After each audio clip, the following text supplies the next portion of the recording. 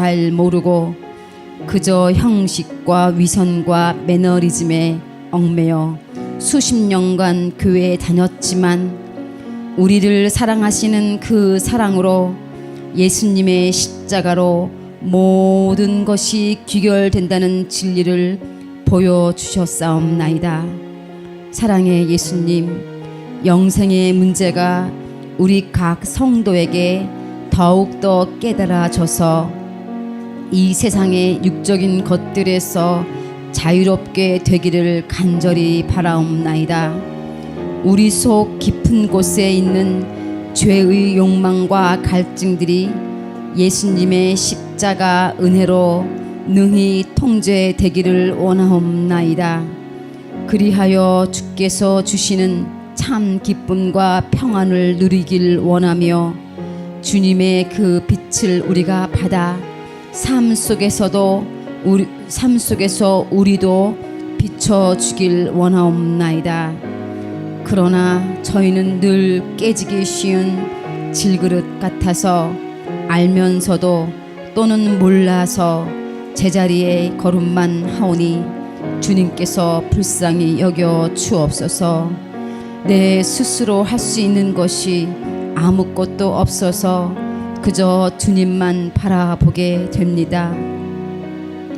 진리의 왕이신 예수님, 오늘 거룩한 주일 여기 모인 모든 성도에게 은혜와 긍휼을 풍성히 내려주시고 한국의 교회와 세계에 있는 교회에 좌정하시어서 우리의 왕이 되사 다스려 주옵소서.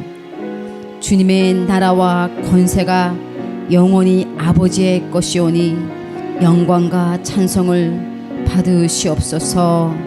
이 모든 것을 예수님의 이름으로 기도드렸사옵나이다. 아멘.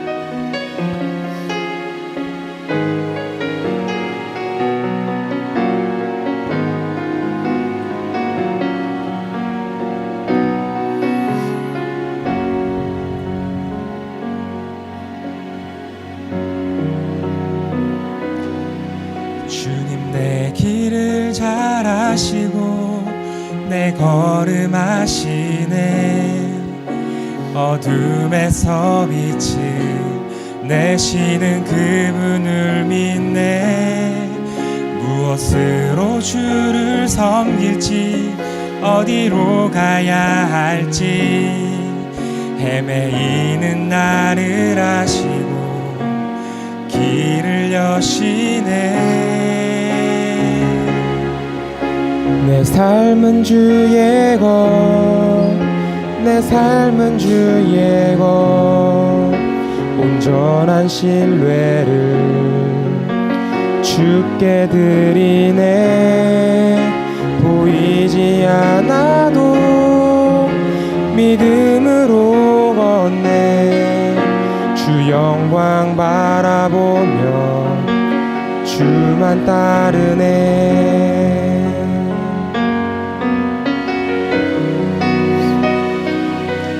주님 내 길을 잘 아시고 내 걸음 아시네. 어둠에서 빛을 내시는 그분을 믿네. 무엇으로 주를 섬길지 어디로 가야 할지 헤매이는 나를 아시고 길을 여시네.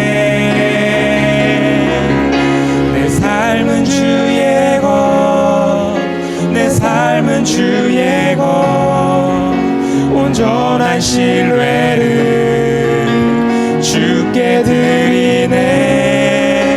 보이지 않아도 믿음으로 걷네. 주 영광 바라보며 주만 따르네. 좁은 길을 따르라 승리의 주, 영원한 생명 되시네. 고난 중에 순종을 배워가며 너의 난 맡겨드리라. 좁은 길을 따르라. 승리의 주 영원한 생명 되시네. 고난 중에 순종을 배워가며 너의 모든 삶 맡겨드리라. 내 삶은 주의 것, 내 삶은 주의 것, 온전한 신뢰를 주께 드리네. 보이지 않아도 믿음으로 걷네. 주 영광 바라보며 주만 따르네. 주 영광 바라보며 주만 따르네. 주 영광 바라보며 주만 따르네.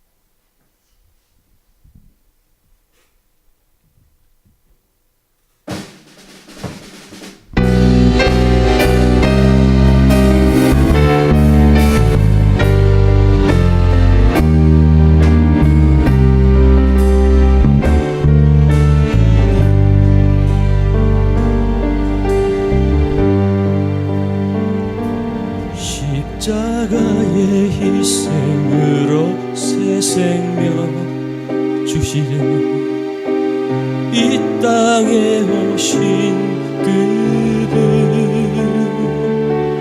그가 돌보시니 모든 아픔 사라져 그저 감사할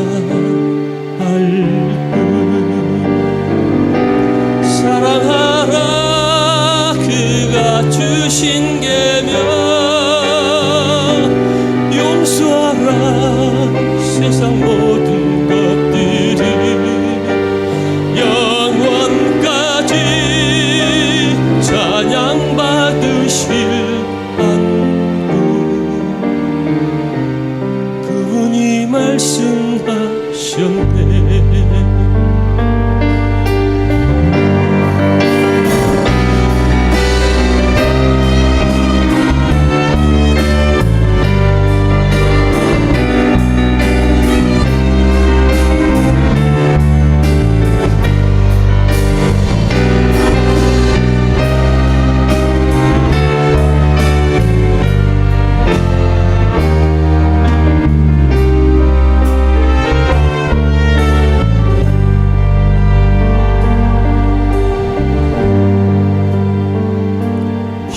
십자가의 희생으로 새 생명 주시려 이 땅에 오신 그분, 그가 돌보시니 모든 아픔 사라져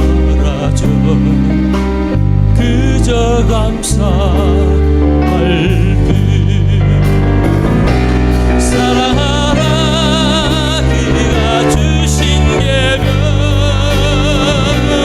용서하라 세상 모든 것들이 영원까지 찬양받으실 한 분,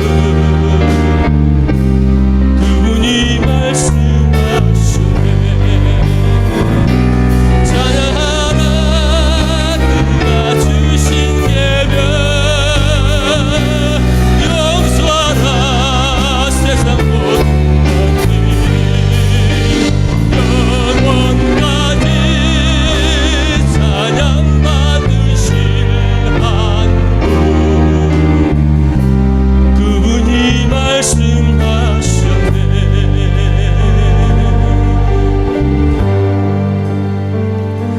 오늘도 예수님 나와 함께 하시네. 항상 날 지키시네. 이제 나도 주님 따라 그 길 가려네. 좁고 좁은 그 길, 좁고 좁은 그 길.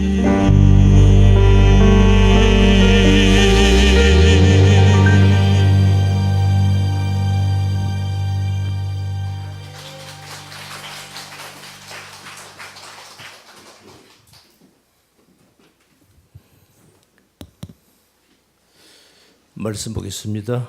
누가복음 5장 오늘은 8절에서 11절까지 말씀 보겠습니다.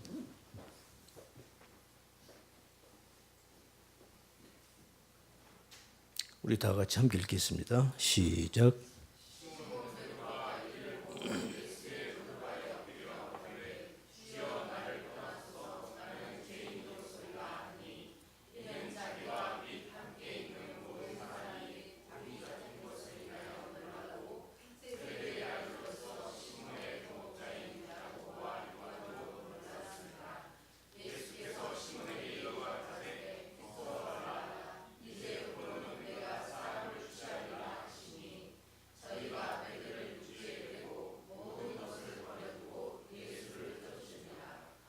아멘.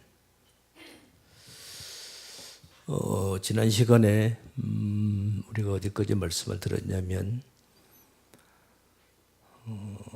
이 세례 요한의 죽음과 그 다음에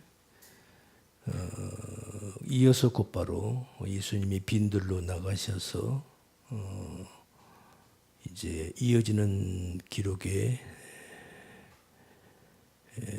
순서가 오병이의 기적을 행하십니다. 지금 성경은 우리들에게 궁극적으로 성경은 우리들에게 진리를 깨닫게 하기 위함인데 하나님이신 우리 예수님을 깨닫게 하기 위함인데 지금 무엇을 우리들에게 말씀하고 있는 것인가? 그래서 지난 시간의 말씀이 세례 요한의 죽음은 무엇을 의미하는가? 세례 요한이 빈들에 가서 외치죠. 빈들에 가서 외칩니다. 세례 요한이 빈들에서 외치고 있을 때 당시 유대인들이 사두개인 바리새인들에서 묻습니다. 도대체 네가 뭐냐? 네가 뭔데 이렇게 백성들에게 네가 멋대로 세례를 행하고 이러느냐? 도대체 네 정체가 뭐냐? 그럴 때 세례 요한의 대답이 나는 광야에서 외치는 자의 소리다. 광야에서 외치는 기록된 바, 기록은 이사야서에 기록된 거죠. 그러니까 자기는 이미 하나님께서 구약시대 때 이미 예언된 바로 하나님의 말씀을 자기는 외치고 있다. 지금 그 말이죠. 쉽게 말해서 세례 요한은 빈들에서 외치는 자의 소리다. 소리란 말은 이 소리는 뭐죠? 무슨 소리? 하나님의 말씀이죠. 그러니까 세례 요한은 지금 하나님의 말씀을 담고 온 자입니다.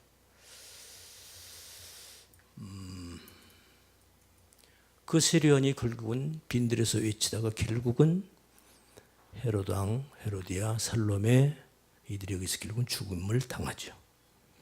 그 말씀을 듣자마자 세례 요한의 제자들이 예수님께 와서 장사 지내고 와서 세례 요한의 장사 지내고 와서 예수님에게 와서 얘기를 하죠.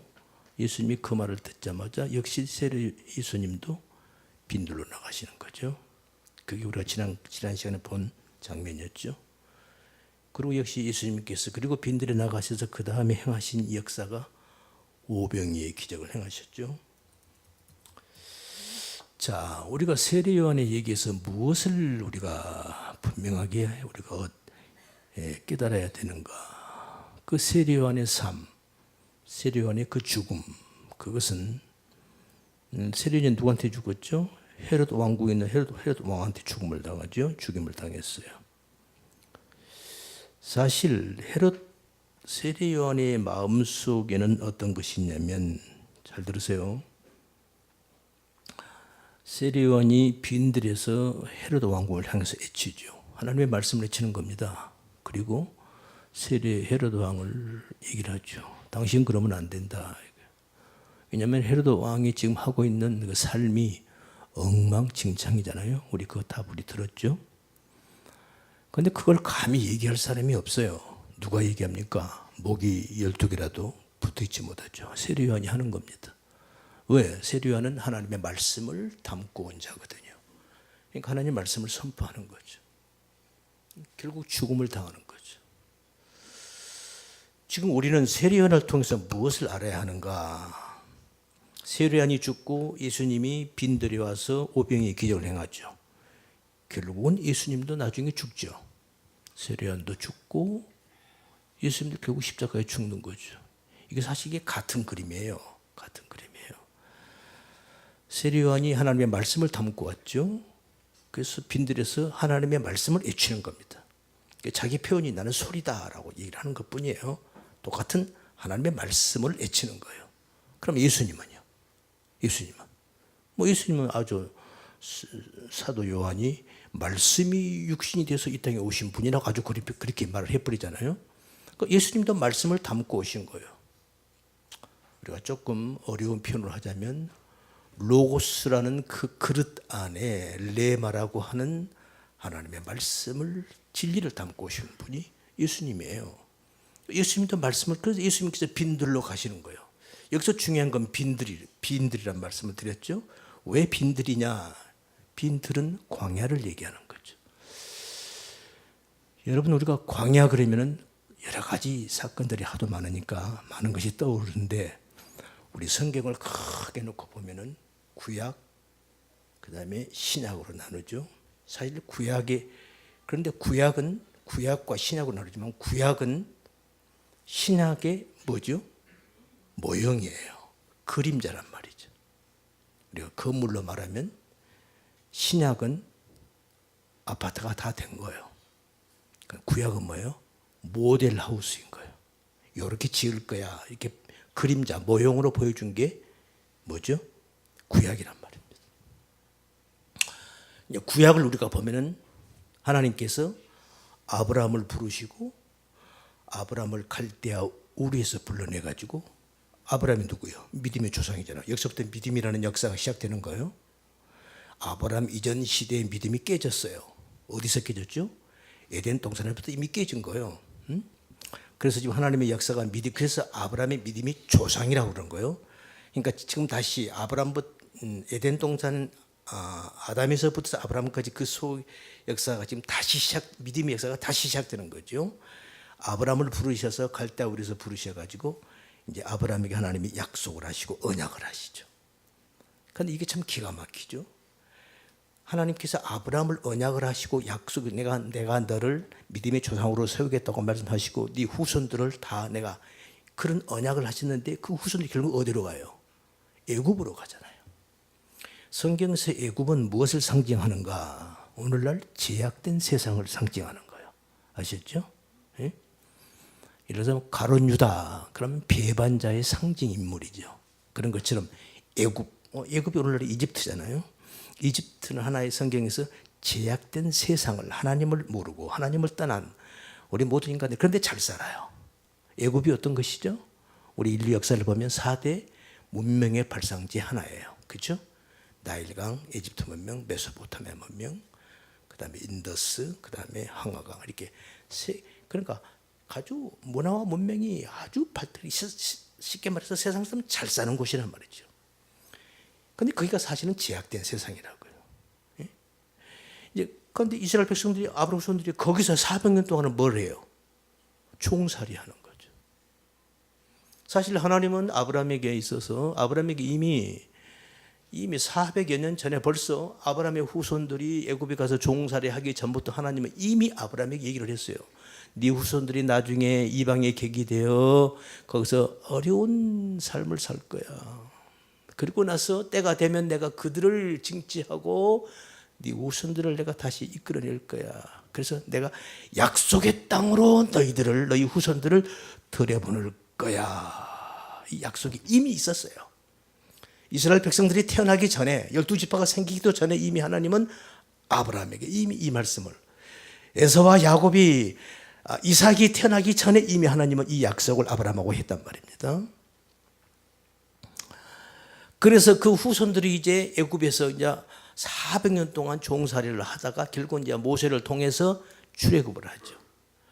출애굽을 해서 결국은 어디로 가는 거예요? 하나님이 약속하신 약속의 땅으로 들어가는 거죠. 그죠? 이게 이제 구약에서 이제 우리 모세오경에서 나오는 이제 그 그림이에요. 거기서 그 약속의 땅은 궁극적인, 지금 이건 구약 얘기죠. 구약은 궁극적으로 뭘 얘기하는 거다? 신약을 모형하는 거라고 그랬어요. 그러면 신약은 궁극적, 그러면 신약은 우리 예수님.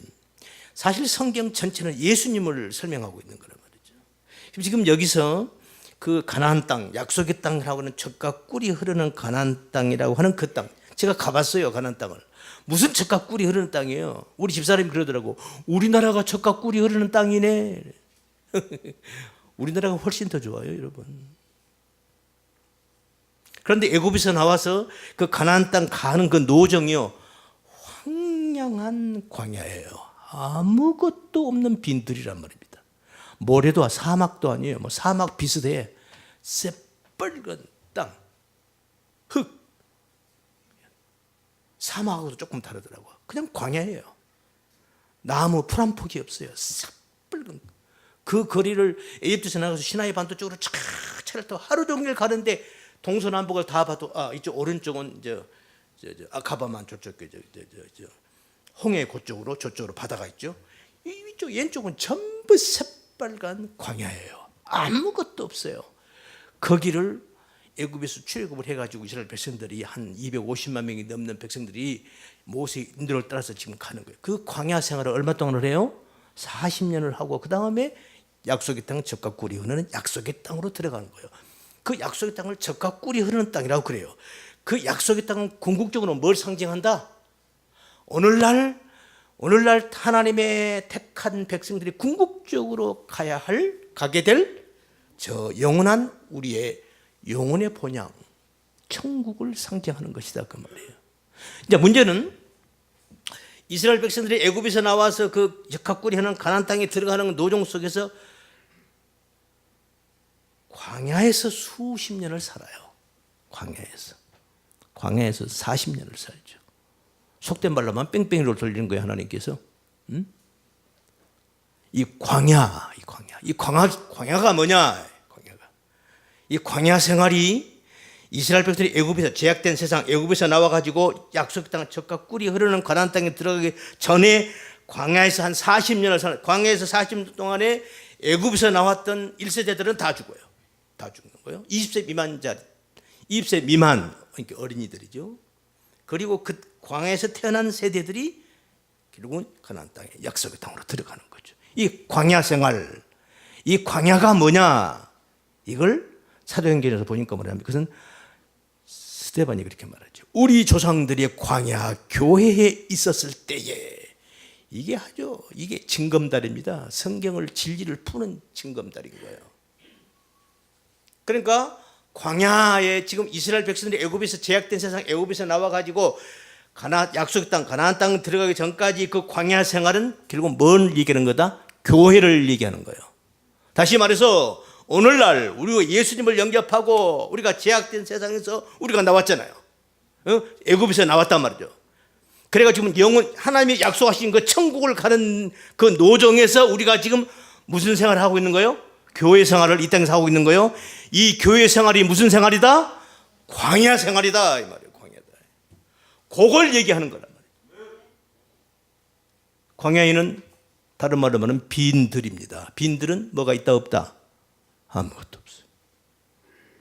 지금 세례 요한이 빈들에서 애쳤던 이유, 그 다음에 세례 요한이 죽고 나서 예수님이 그 말을 듣자마자 다시 예수님도 빈들로 나가신 이유, 바로 그거예요. 예수님이 나가니까 수많은 군중들이 예수님이 빈도를 나가니까 따라 나와요. 어떤 이들이 예수님에게 따라오는가? 사실은 끌려오는 거라고 그랬죠, 제가. 그들이 누구예요? 그들이 성도인 거예요. 거기가 교회인 거예요. 할렐루야. 그게 지금 오늘날로 말하면 우리 교회 생활인 거예요. 그래서 이 땅에서 성도들의 생활, 신앙생활은 할렐루야 룰루랄라다 아니면 힘들다. 힘들다가 정답인 거예요. 아멘. 왜? 광야 생활이기 때문에. 영적으로 말하면 교회 생활은 지금 광야예요. 광야예요. 그 광야 생활이 어떻다는, 그래서 지금 광야에서 예수님께서 광야로 나온 그 사람들, 그들에게 결국은 500리의 기적을 나타내 보이시는데, 그 광야 생활 500리의 기적을 통해서 예수님께서 지금 저 요단강 이쪽이죠. 동편이죠. 동편 이쪽이 빈들 광야란 말이죠. 저쪽 서쪽은 뭐예요? 왕궁이 있고 사람들이 거기서 북적북적거리고 열심히 사는 곳이죠. 그러니까 이걸 좀 대조시켜 놓고 예수님께서 이스라엘 백성들, 지금 그 예수님께 따라 나온 그들에게 500리의 기적을, 보리떡 5개, 물고기 2마리 가지고 지금 우리들에게 교훈하고 있단 말입니다. 거기서 그 보리떡의 교훈이 뭐라고 그랬죠? 보리떡은 뭐다? 이건 원래 사람이 먹는 게 아니라고 그랬죠? 이건 짐승들이 먹는 것이고, 하나님의 제사상에 드려질 때 어떨 때 이 보리떡이 드려진다. 정상적인 소제물은 밀가루로 드리는 거예요. 곱게 빻아서. 그런데 보리떡으로 드릴 때가 있어요. 그건 어떨 때? 그것은 가늠한 여인이 하나님 앞에 제사를 드릴 때 보리떡을 드리는 거예요.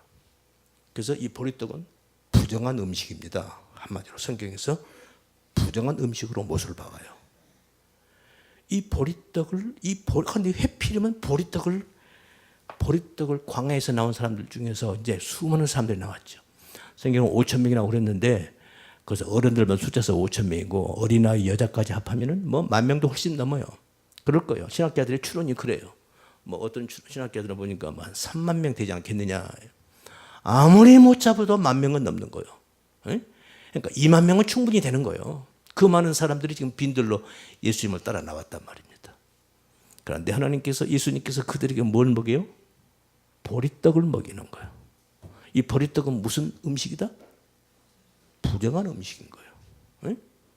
우리 공부했죠? 지난 시간에. 에스겔 선지자한테 하나님께서 너 보리떡 너 똥에다 구워 먹어 그러잖아요. 이스라엘 이놈의 자식들 말이야. 이놈들이 나를 버리고 엉뚱한 짓거리 간음하고 지금 이거 내 이름을 다 흐트러 버릴 거야. 거기 가서도 역시 그럴 거야. 그러니까 너는 이스라엘을 위해서, 이스라엘 북쪽을 말합니다.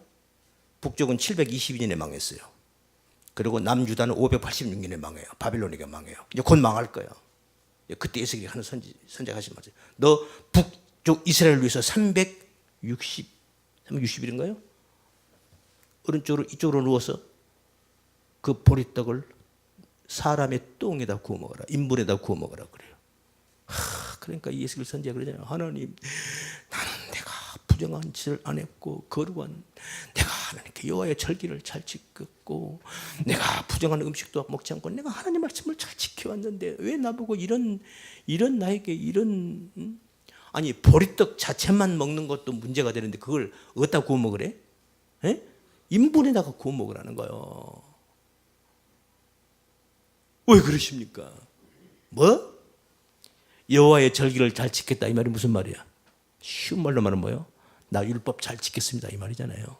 나 율법 잘 지켰어요. 뭐 어쩌고 어째? 소똥에다 구워 먹어 하나님께서. 응? 새똥에다 구워 먹어라. 뭐예요? 너는 당시요 인분하고 새똥하고요 인분이 더 가치가 더 있었답니다. 그러니까 투정거리. 그러니까 여러분 고난이 올 때는요 하나님이 우리에게 고난을 주시면 그 고난을 어떻게 받아야 돼요? 감사하게 받아들여야 되는 거예요. 아멘. 그래야 되는 거예요. 이게 기본 자세인 거예요. 고난이 올 때 우리에게 하나님 이게 뭐예요? 이러면 안 되는 거예요. 이건 아직도 뭔가를 아직도 한참 뭘 모르는 사람이야. 응? 아셨죠? 예수 선지가 그래서 그냥 그런 거예요. 아유 하나님, 내가 율법 잘 지켰고 내가 절기 다 지켰고 그런데 왜 나보고 이렇게 먹으라 합니까? 그러니까 이놈의 그럼 내 새똥보다 구워 먹어. 이렇게 된 거예요. 새똥으로 구워 먹어도 아깝다는 거지. 그래서 유다를 위해서는 40일인가요? 60일인가 40일을 옆으로 놓아서 구워 먹으라는 거예요. 이거 지금 상징적으로 보여주는 거거든요. 보여주는 거예요. 이 보리떡이 그래서 이 보리떡은 부정한 음식이에요.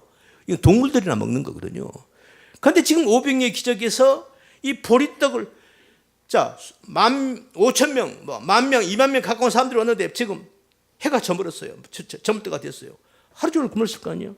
뭐 좀 그러니까 제자들이 예수님이 일부러 물어본 거, 이들을 다 어디서 식사를 어떻게 밥을 먹이지? 일부러 슬쩍 던져보잖아요. 그러니까 제자 중 하나가 뭐 400데나리온이 있어도 부족하겠어요. 200데나리온, 뭐 400데나리온 돈이 있어도 부족하겠어요. 그때 제자 중 하나가 선생님, 저 어린아이가 이거 도시락으로 이걸 싸왔는데요. 그 보리떡 5개하고 떡 물고기 2마리야 그게. 그거로 예수님께서 기도하시고 5,000명이 먹고도 배부르게 먹고 남았다. 그게 오병이의 기적이잖아요. 여기서 그 보리떡. 그러니까 우리는 성경을 표피적으로만 보면 껍데기로만 보면 와 예수님께서 그냥 기도 한번 하니까 그냥 뻥 기적이 역사가 일어나가지고 그냥 5,000명이 먹고도 그냥 배부르게 남았구나. 우와!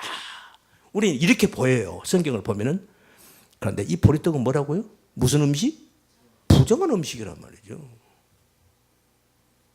아시겠습니까? 여기서 우리가 진리를 보는 영적인 눈이 안목이 있어야 되는 거죠. 이 보리떡을 먹는 거예요. 보리떡을 다 먹이는 거예요. 그런데 이 보리떡이 사실 예수님이 준 거예요? 누가 준 거예요? 어린이가 가지고 온 거잖아요. 네? 그러니까 이쪽 요단강 저쪽 서쪽 왕궁의 그쪽에 살던 사람들은 다 밀가루로 밥 먹고 다 그렇게 해요. 그런데 요즘에 빈들로 나온 이들은 지금 예수님이 준 게 뭔 떡을 줘? 보리떡 주는 거예요. 뭘 지금 말씀하려고 그러는가? 그래, 너희들이 가지고 온 거 한번 내놔봐. 내놓은 게 뭐야? 보리떡이에요. 그러니까 우리 인간들이 하나님 앞에서 내놓을 수 있는 건 부정한 것밖에 못 내놔요. 아시겠죠? 에? 우리가 아무리 하나님 앞에 우리가 의롭고 선한 행동을 한다고 하지만 아무리 우리가 착한 행동하지만 그건 하나님이 볼 때는 보리떡만 또 못하는 거예요. 아시겠죠? 에? 그래 이사야 선지자 그런 거예요. 너희들이 그 의롭다고 의로운 행위라고 한 거 그거 필디레그야. 우리말로 해석하면 필디레그. 똥걸레야. 근데 우리들은 그냥 뭐 조금 해놓고 내가 의로운 했다고 목에다 힘주고 이런다 이 말이죠. 제발 그러지 말라는 거야. 이게 세례요한의 얘기입니다. 이게 세례요한의 얘기예요. 그래서 사실 그 왕궁에서 헤롯 왕에게 세례요한이 결국 죽음을 당하는데 그 죽음 당하는 거 세례요한만 죽었나요? 예수님도 죽음을 당하잖아요. 궁극적으로 뭘 우리에게 말씀하는 거예요? 우리 성도들 우리들에게 지금 교훈하는 거거든요. 그 왕궁에 있는 그 헤도왕 뭐 살로메 뭐 헤로디아 그 이상한 그런 관계 뭐 삼촌이 돼가지고 두 삼촌이 그냥 이렇게 조카 딸을 그냥 안으로 삼아가지고 또 동생 또 아내를 뺏어가지고 자기가 또 삼고 또 그 딸을 또 이거 안티파스 또 헤롯이 또 그 살로메를 또 그냥 연정을 품고 있고 또 살로메는 또 세례 요한을 또 은근히 좋아하고 있고 이게 웃기고 이게 한마디로 이것이 웃기는 거 이게 콩가루야. 콩가루 집안도 이런 집안이 없어요. 근데 그게 헤롯 왕국을 가리키는 것이 아니라 오늘날 제약된 이 세상을 가리키는 것이다. 그 제약이 헤롯 왕, 아우 저런 인간이 있어. 아니요, 그 헤롯 왕이 바로 우리라는 거야. 우리 속에 그런 게 있다는 거야. 아셨죠?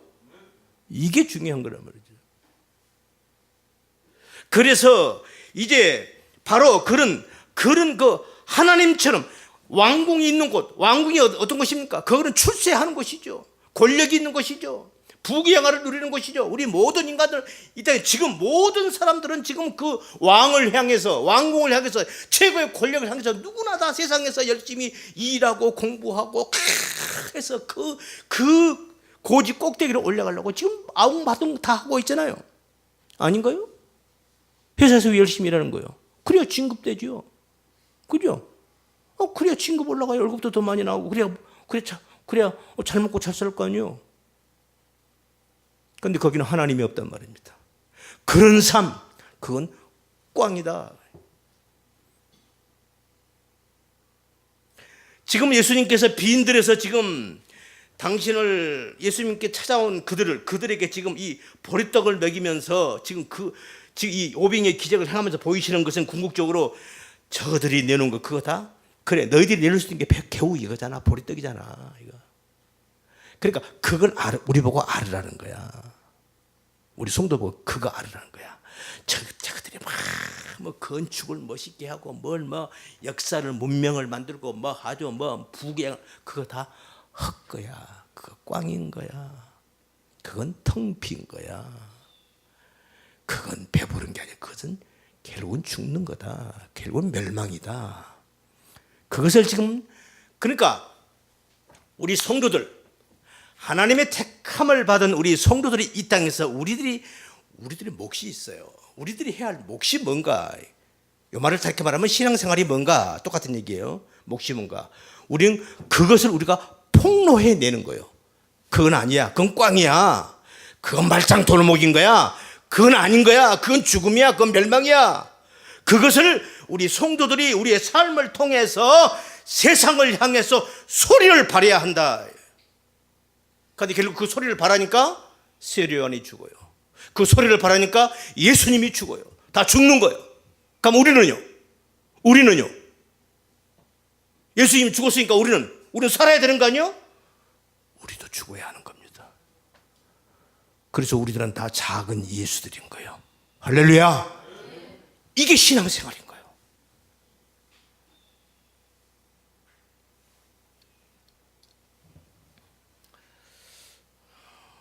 이제 진도를 나가야 되는데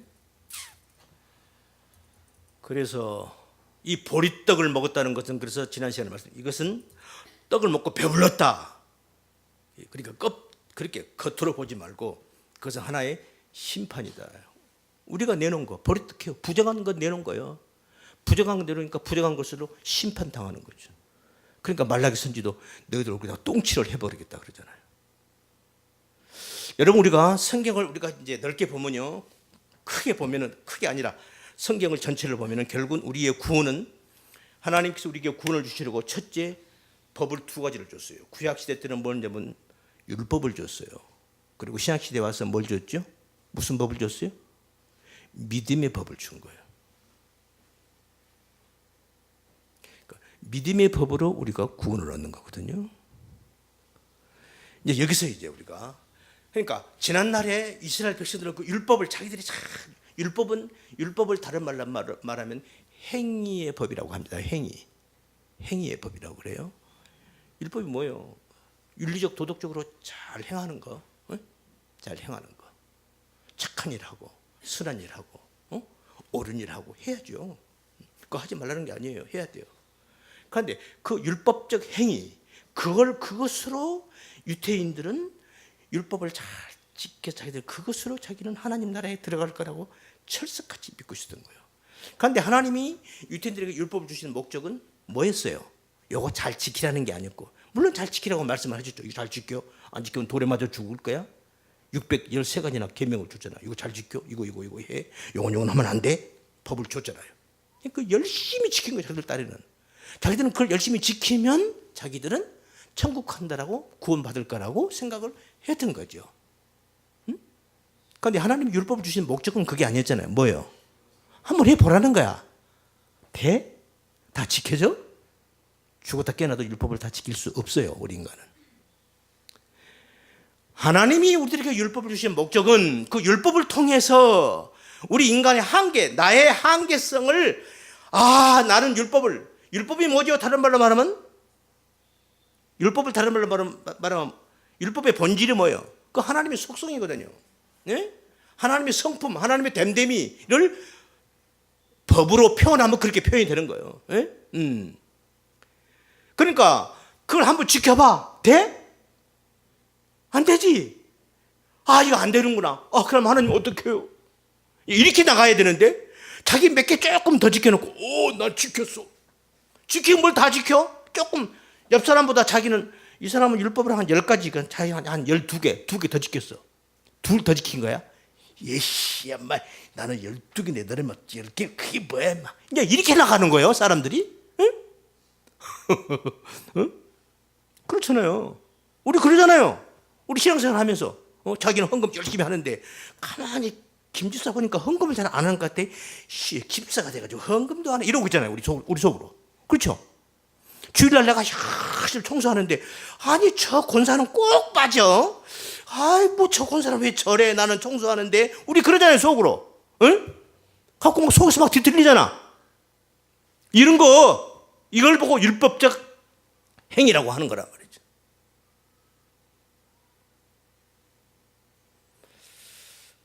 이거 이렇게 자꾸 옆으로 나가는데 어떻게 하죠? 진도가 안 나오고 어떻게? 진도가 나가려는데 자꾸 옆으로 나가니 어떻게? 그래서 우리가 내놓은 것은 그 버리떡, 그러니까 그건 심판이라 이 말이죠. 우리가 내놓은 거, 그 버리떡이에요. 그 부정한 음식이에요. 부정한 거 내놓으니까 부정한 심판을 받는 거죠. 그래서 이 율법과 믿음의 법, 잘 들으세요.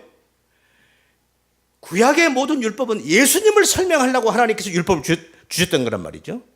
목적이 두 가지 또 있었죠. 우리 인간의 한계성, 아 나는 죄인이라는 것을 깨닫게 하는 거고, 그 다음에 예수 그리스도를 붙잡아야 되겠다는 예수 그리스도의 절대적 필요성, 절대적 의존성, 이것을 깨닫게 하기 위해서 하나님은 율법을 주셨던 것인데 우리 인간은 그걸 깨닫지 못한 거죠. 율법 속에서 우리는 뭘 봤어야 돼요? 예수님을 봤어야 되는 거예요. 그런데 예수님을 못 본 거예요. 그러면 오늘날요 예수님 다녀가셨잖아요. 마찬가지인 거예요. 오늘날 예수님께서 우리에게 주신 그 복음도요, 그 복음 안에 우리가 그 안에 예수님을 찾아야 돼요. 목사님 예수님이 하신 말씀이 당연한 거 아니에요? 아니에요. 예수님께서 하신 그 말씀 안에 가서 놀라운 그 무스테리온, 헬라어 말로 무스테리온이라고 그래요. 영어로 미스테리. 미스테리 말이 무스테리온에서 나왔어요. 그 비밀, 이 비밀이 숨겨져 있어요. 골로새에 나오잖아요. 예수 그리스도 안에는 은금 보화가 감추어져 있다. 그냥 있는 게 아니에요. 이렇게 파헤쳐 봐야 되는 거야. 그래야 금은 보화를 캐낼 수 있는 거예요. 그러니까 말씀을 그냥 겉으로만 보면 큰일 나는 거예요. 말씀을 속으로 깊이 들어가서 그 안에 진짜 그 알맹이를 봐야 되거든요. 아멘. 그러니까 오병, 우리 전에 우리 기적의 의미를 우리가 공부했잖아요. 기적이 뭔가? 표적, 기적. 우리 많은 사람들은 표적을 보고 와요. 기적을 보고 와요. 뭐 어느 교회 목사님은 막 손 한 번 얹으면 막 성도들이 뻥뻥 뒤로 막 넘어지는데 막 귀신이 들어가고 덜덜덜 떨고 막 사람들이 막 넘어지고 막 사람들이 막 몰려드는 거예요. 왜? 그런 표적, 그런 기적이 나타나니까. 지금 오병의 기적도 마찬가지예요. 오병의 기적을 보고요. 우리 요한복음 공부했잖아요. 오병의 기적을 보고 사람들이 그 다음날 새벽같이 예수님한테 와요. 쫓아옵니다. 새벽같이 예수님한테 와요. 그러니까 지금으로 말하면 말이지 그 첫날 예수님께서 기적을 한번 행했어. 그러니까 막 그 다음날 새벽에 막 사람들이 막 교회로 몰려드는 거예요. 어때요? 제가 바로 그 당사자를 하면 기분이 좋겠어요, 안 좋겠어요? 새벽에 교인들이 막 몰려드는데 기분 좋겠어요, 안 좋겠어요? 좋을 거 아니에요. 우리 지금 새벽에 교회 몇 분 나오신 줄 아세요? 참말로 내가 말을 안 해야지. 응? 얼마나 기분이 좋으시겠냐고.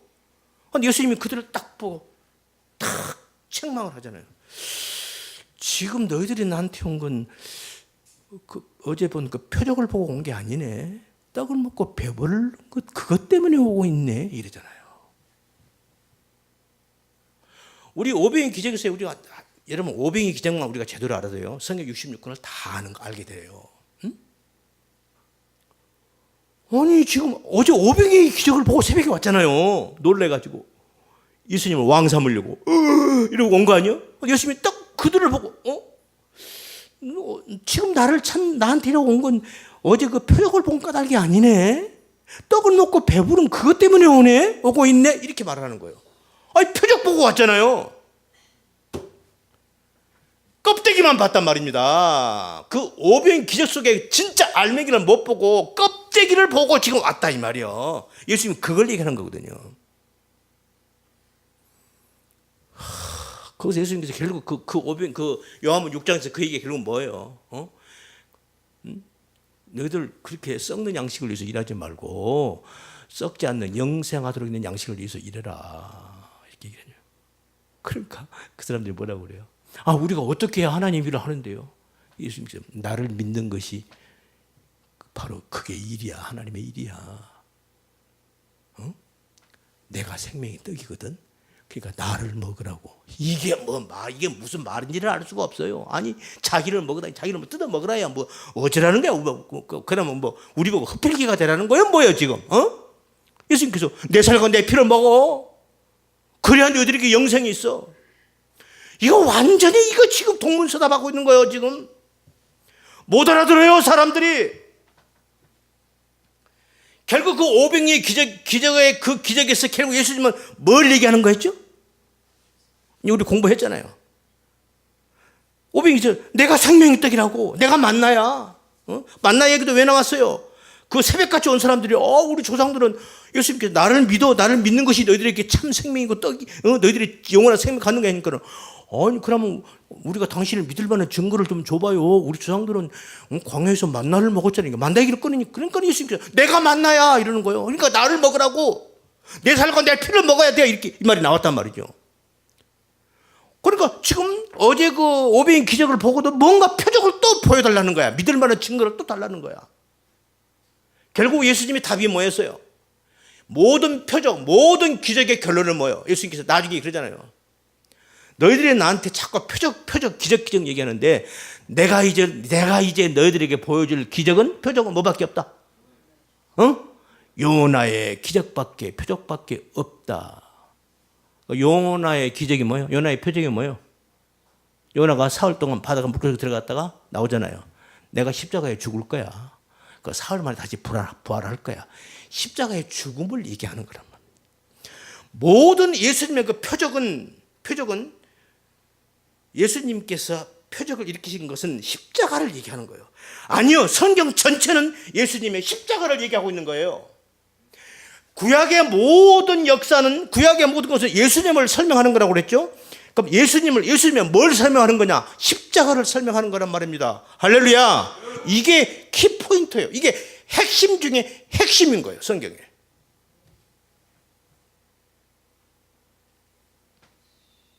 그러니까 성경 말씀 속에서 그래서 이 진리를 깨달은 사도 바울이 그러잖아요. 나는 내가 이제 이 사람은 공부를 많이 한 사람이거든요. 지식이 많은 사람이에요. 자기는 모든 걸 다 이제까지 자기가 알고 있던 거 그것이 오히려 나한테 해가 된다는 거야. 다 버렸다는 거야. 나는 이제부터 예수 그리스도의 십자가만을 알기로 한다고 아주 선언을 하는 거예요. 할렐루야. 그런 거예요. 그러니까 지금 우리가 이거 말씀이 진도가 조금밖에 못 나오네. 여기 지금 누가복음 여기 지금 들어가지도 못하고 시간 다 돼버려서 어떻게 하죠? 좋아요. 제자교 시간은 조금 나갈게요. 제가 뭔 얘기하려고 이해를 꺼냈냐면은 그러니까 보세요. 율법을 통해서 예수님을 만나지 못하면은 결국은 그 율법으로 다 망하는 거예요. 아셨죠? 그건 행위 위주의. 그러니까 율법을 통해서 그들은 오히려 예수님을 잡아 죽이잖아요. 어떤 자들이 예수님 잡아 죽였죠? 율법을 잘 지킨다고 하는 자들이 예수를 잡아 죽이는 거예요. 맞죠? 응? 그게 바리새인들이고 그게 제사장들이에요. 그들이 예수님을 잡아 죽인 거예요. 오히려 일반 백성들 무지랭이들은 예수님을 이랬다고 하는데 진짜 예수님을 잡아 죽인 사람들은 하나님을 가장 잘 믿는다고 하는 율법주의자들, 율법에 투철한 자들이 예수님을 잡아 죽였단 말이죠. 마찬가지인 거예요. 오늘날 우리가 복음을 받은 우리들도 그 예수님의 그 복음 속에서 그 안에 예수님의 십자가를 찾지 못하면은 그것도 역시 우리가 어디로 흐른다? 율법주의로 흘러가는 거예요. 아시겠습니까? 그러니까 오병이의 기적에서 봐. 껍질만 보면 이렇게 목사님들이 많은 설교자들이 이렇게 설교를 하죠. 봐라. 어린애가 그 조그마한 떡 5개 물고기 2마리 가져온 거 봐라. 예수님이 기도하니까 이렇게 줬잖아. 그러니까 너도 바쳐. 많이 바쳐라. 이렇게 율법이 돼버리는 거예요. 어이구 많이 바쳐야 되겠네. 못 바친 사람은 어떡해? 나는 없는데 어떡해? 어떤 사람은 날 바쳐야지. 많이 주니까. 이렇게 율법이 돼버린단 말이죠. 진짜 예수님은 그 얘기를 하는 게 아니었잖아요. 뭔 얘기하는 거였어요? 오병이의 기적은? 오병이의 역은? 뭐요? 예수님의 십자가의 죽음을 얘기하는 거였단 말이죠. 그러니까 십자가를 발견하지 못하면 이렇게 율법이 돼버리는 거예요. 복음도 율법이 돼버리는 거예요. 이게 얼마나 어처구니 없는 우를 범하는 것이 되냐 이 말이죠.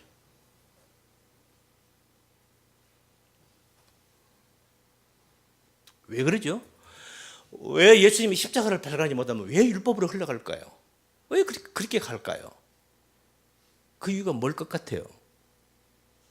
그럴 수밖에 없는 것이 이겁니다. 나 때문에 나. 그저께 TV를 보니까 아직도 세월호 가지고 아직도 얘기를 하더군요. 세월호.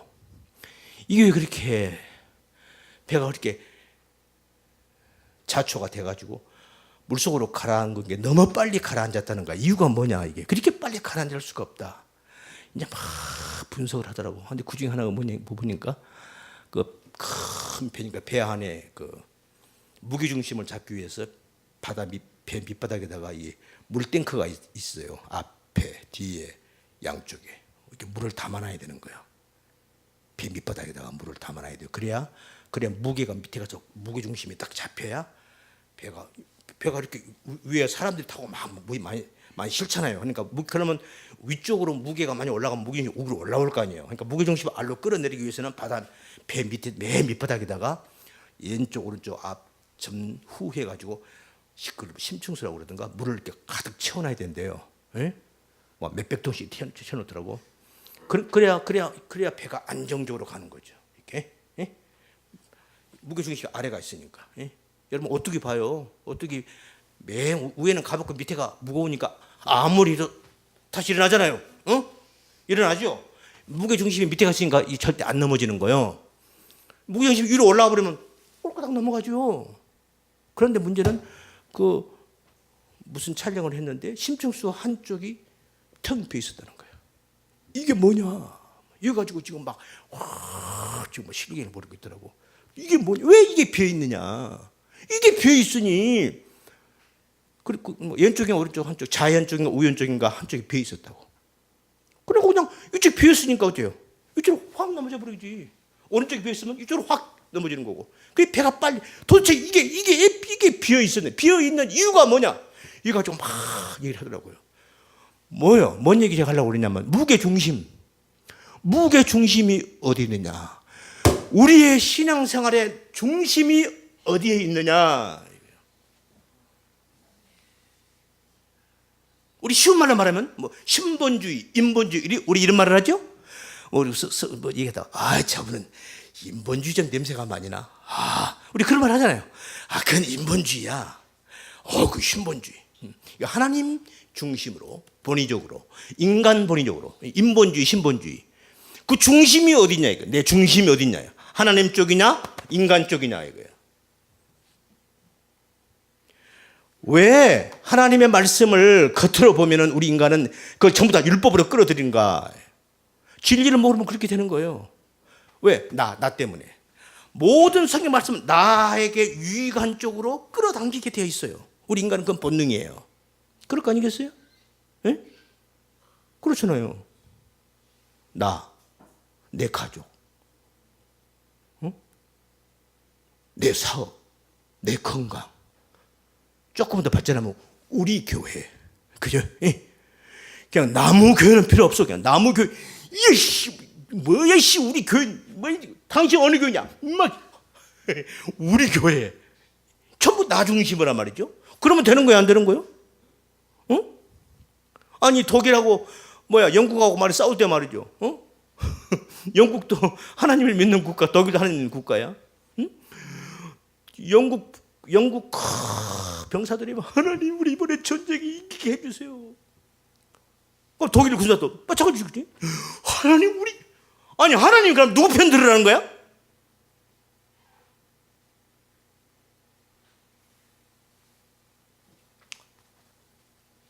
우리의 신앙생활, 나의 신앙생활의 중심이 어디에 있냐는 거예요. 제가 말씀드렸죠? 당신이 왜 이렇게 열심히 신앙생활 하는 거야? 나 상급 받으려고? 당신 왜 그렇게 열심히 신앙생활 하는 거야? 나 천국 가려고? 지금 중심이 누구예요? 하나님이요? 인간이요? 하나님이요? 인간이요? 이게 문제라니까요. 아니 목사님 그거 당연한 거 아니에요? 아니 천국 가려고 우리가 신앙생활 하는 거지. 그러면 우리가 지옥 가려고 하는 거예요? 아 당연히 천국 가려고 하는 거잖아요. 이렇게 대답을 하겠죠. 근데 정답 아니고 땡이에요. 이거 어떻게 하죠? 나 중심이에요. 나 중심. 에덴 동산에서 붙어서 우리 인간의 모든 제약이 여기서부터 시작된 거예요. 하나님 중심에서 무게 중심이 인간에게로 와버린 거예요. 그래서 이 처절한 제약의, 이 지독한 제약의 이 오염이 신앙생활의 구원의 문제까지도 나 중심으로 신앙생활을 하려고 하는 거예요. 이게 얼마나 무서운 제약입니까? 요걸 얘기하려고 그러는 거예요. 제가 여러분한테. 그 답이 뭐예요? 십자가란 말입니다. 할렐루야! 그래서 사도 바울이 이걸 안 거예요. 그래서 나는 십자가만 얘기할 거야! 라고 선언을 한 거란 말이에요.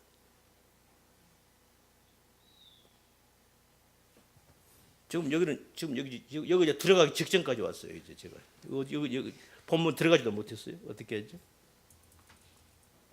이제 왜냐하면 이제 세례 요한의 얘기를 조금 했고 지난 세례 요한 얘기를 몇 주에 걸쳐 얘기를 했으니까 이제 오늘은 세례 요한과 이제 이어서 베드로 얘기를 해보려고 했던 거예요. 이거 이제 베드로 얘기 오늘 제자교육 시간에 할게요. 조금 할 때까지 해볼게요. 베드로가 어떤 상태로 예수님을 영접하는 그 반응, 그 말하는 것, 그 베드로가 점점 베드로가 어떤 상태로 어떤 그 말한 표현들이 그것이 무엇인가?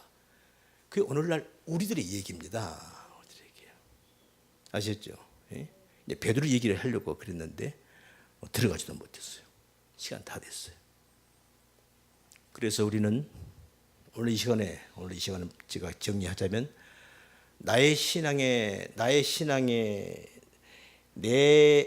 우리의 신앙의 삶에 나의 무게중심이 나에게 있는가 하나님에게 있는가 요거 아시죠? 예? 예. 나 중심은 이것은 인본주의적인 거죠. 이게 바로 우상인 거예요. 우상이 다른 거 아니에요? 이게 우상이에요. 우상 없는 하나님께서 그래서 십계명에 나오잖아요. 너희를 위하여 우상을 만들지 말고. 그러니까 오늘날 참 기가 막힌 것은 하나님이 예수님을 믿는다고 하는 성도라고 하는 사람들이 하나님을 우상으로 만들어 버려요. 이게 이제 문제가 되는 거예요. 아셨죠? 무게 중심이 어디 있는 거야? 하나님 예수님을 찾아요. 이제 그게 이제 베드로 얘기를 해보면 이제 그 답이 나오는데 하나님 예수님을 찾는데 중심은 누구야? 누구를 위해서 하나님 찾는 거예요? 나를 위해 찾는 거예요. 그게 우상이에요. 하나님을 우상화 시켜버리는 거예요. 이게 얼마나 기가 막히냐고요. 이게 말이 되는 거예요? 안 되는 거예요? 이러면 안 되죠. 예? 하나님 중심으로 하나님 중심으로 하나님주의로 하나님을 중심으로 놓고 우리가 살아가야 되는데 여러분 하늘나라의 주인공은 누구? 우리 인간이요? 천국의 주인은 누구예요? 하나님이에요. 우리가 아니에요. 아시죠? 그건 아시죠? 예. 하늘나라의 주인공은 하나님이에요. 예수님이에요. 우리가 주인공 아니에요. 아셨죠? 그런데 예수님이 이 땅에서 왜 우리를 이렇게 구원하시려고 난리를 치는 거야? 그건 하나님 나라를 하나님의 궁극적 목적은 뭐예요? 우리 인간의 구원? 그건 하나의 요소 중에 하나죠. 하나님의 궁극적인 뜻은 하나님 나라의 완성이에요. 그래서 예수님 첫 번째 메시지가 뭐예요? 회개하라 천국이 가까워왔느니라. 요한계시록 맨 마지막 가면 하나님 나라가 완성되는 거예요. 그 하나님 나라에 그 속에 완성된 완성품들이 들어와야 되잖아요. 그렇죠? 거기에 우리 인간들의 완성품이 들어와야 되지. 맞죠? 그래서 우리를 구원하시는 거예요. 아시겠죠? 예? 예. 중요한 것은 하나님 나라의 주인공은 누구? 나가 아니에요. 인간이 아니고 누구? 하나님. 우리는 당연히 우리는 하나님 중심적으로 살아가야 되는 거예요. 신앙생활도 하나님 중심적으로 살아가야 되는 거예요. 오늘날 가장 교회에서 가장 많은 오류 중에 하나가 나 중심으로 신앙생활을 주님을 부르고 하나님을 부르고 있다는 거. No. 하나님, 나 너 몰라. 결론은 예수님께서 너 누구지? 나 너 몰라. 그게 마태복음 7장 얘기예요. 나 너 몰라. 이러면 큰일이죠. 예? 주님, 내가 주의 이름으로 귀신 쫓아내고 선지자 노릇하고 내가 구제 봉사하고 내가 이렇게 일을 하고 왔는데 나 모른다고요? 나 너 몰라. 예수님 말씀. 왜? 내 중심으로 했기 때문에 그런 거예요. 그건 신앙이 아니에요. 나를 위한 거예요. 그러니까 그게 바로 그걸 보고 우상이라고 하는 거예요. 아멘. 그래요. 여기까지 하죠. 누가복음 5장 이거는 이제 그제 베드로 얘기를 통해서 베드로가 예수님을 영접할 때 그때 그거 보면은 그게 아주 정확하게 나오거든요. 그냥 보면은 안 보이는데 정확하게 이게 분석을 해보면 이게 그거구나 답이 나와요. 지금 제가 했던 얘기가 똑같이 나와요. 베드로에게서. 지자주 시간에 말씀하겠습니다. 여기까지 하죠. 기도합니다. 걸어가신 주님 감사합니다. 오늘도 저희들에게 귀한 시간 주시고 부족한 종의 입술을 통해서 주의 말씀 증거하게 주셔서 감사합니다. 이 말씀 아버지 하나님 우리 성도들 가슴 속에 잘 심겨지고 풍성한 열매를 맺게 하셔서 하나님의 거룩한 천국 백성들의 거룩한 삶으로 살아가기에 조금 더 부족함이 없는 생명의 양식으로 역사하여 주옵소서. 우리 구주 예수님 이름 받들어 기도드리옵나이다. 아멘.